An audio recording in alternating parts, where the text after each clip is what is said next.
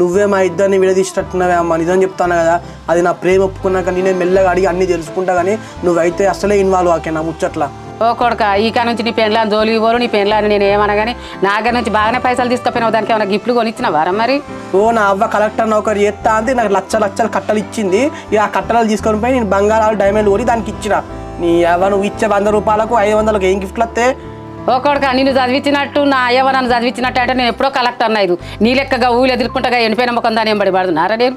ఓ నీ అవ్వ మెల్లగానే నీ అమ్మాయి వాళ్ళ నుండి ఇజ్జది పోతుంది. అది ఎండకపోయిన ముఖంది కాదే, అది 0 సైజే. అట్లుంటేనే ఈ రోజులు అందంగా ఉన్నట్టే.